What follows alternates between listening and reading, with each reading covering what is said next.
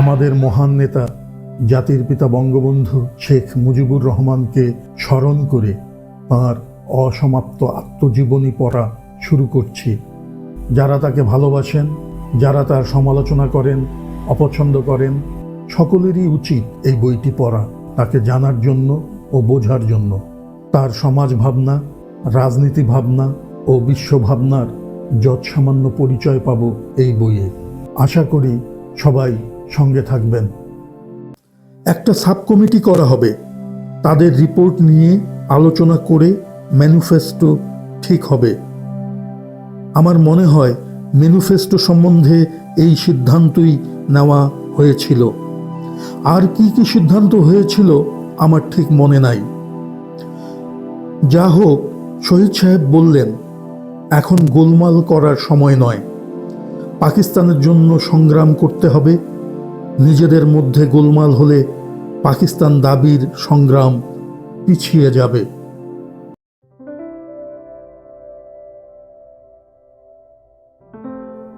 এই সময় বাংলায় মুসলিম লীগ সরকারের পতন হয়। গভর্নর শাসন ক্ষমতা নিজের হাতে নেন। শহীদ সাহেব দেখলেন, যুদ্ধের সময় অধিক লাভের আশায় ব্যবসায়ীরা কালোবাজারে কাপড় বিক্রির জন্য গুদামজাত করতে শুরু করেছে। একদিকে খাদ্য সমস্যা ভয়াবহ, শহীদ সাহেব রাত দিন পরিশ্রম করছেন, আর একদিকে অসাধু ব্যবসায়ীরা জনগণের জীবন নিয়ে ছিনিমিনি খেলতে শুরু করেছে।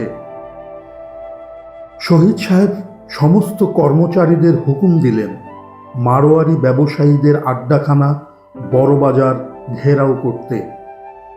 সমস্ত বড় বাজার ঘেরাও করা হলো। হাজার হাজার গজ কাপড় ধরা পড়ল।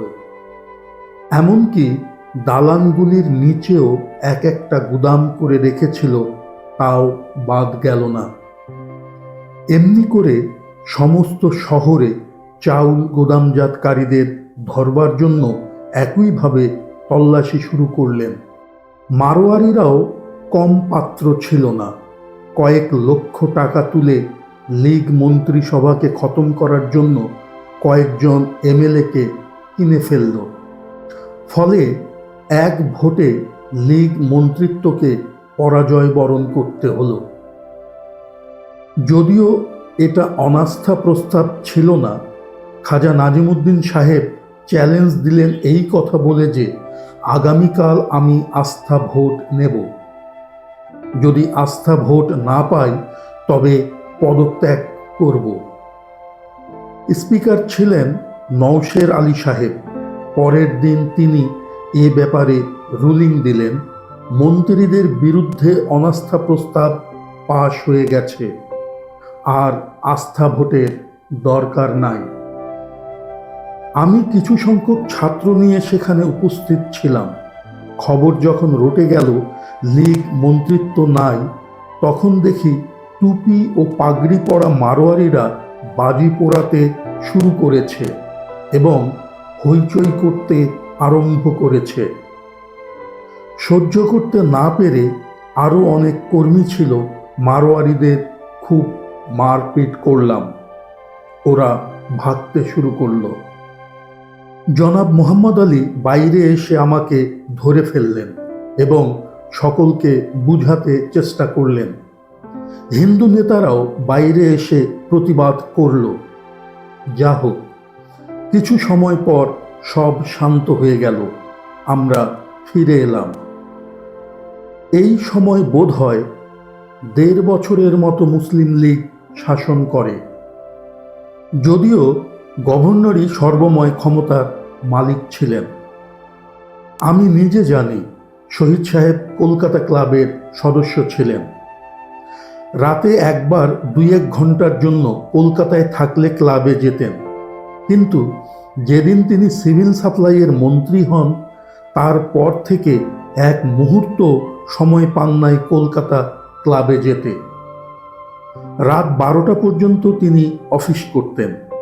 আমি ও নুরুদ্দিন রাত ১২টার পরই শহীদ সাহেবের সাথে দেখা করতে এবং রাজনীতি সম্বন্ধে আলোচনা করতে প্রায়ই তাঁর বাড়িতে যেতাম, কারণ দিনের বেলায় তিনি সময় পেতেন না। তিনি আমাদের এই সময়ের কথা বলে দিয়েছিলেন। এর পূর্বে আমার ধারণা ছিল না যে এমএলএরা এইভাবে টাকা নিতে পারে। এরাই দেশের ও জনগণের প্রতিনিধি। আমার মনে আছে, আমাদের উপর ভার পড়ল কয়েকজন এমএলএকে পাহারা দেবার, যাতে তারা দল ত্যাগ করে অন্য দলে না যেতে পারে। আমি তাদের নাম বলতে চাই না, কারণ অনেকেই মৃত্যুবরণ করেছেন। একজন এমএলএকে মুসলিম লীগ অফিসে আটকানো হলো। তিনি বারবার চেষ্টা করেন বাইরে যেতে, কিন্তু আমাদের জন্য পারছেন না। কিছু সময় পরে বললেন, আমাকে বাইরে যেতে দিন, কোনো ভয় নাই। বিরোধী দল টাকা দিতেছে, যদি কিছু টাকা নিয়ে আসতে পারি আপনাদের ক্ষতি কি? ভোট আমি মুসলিম লীগের পক্ষেই দেব।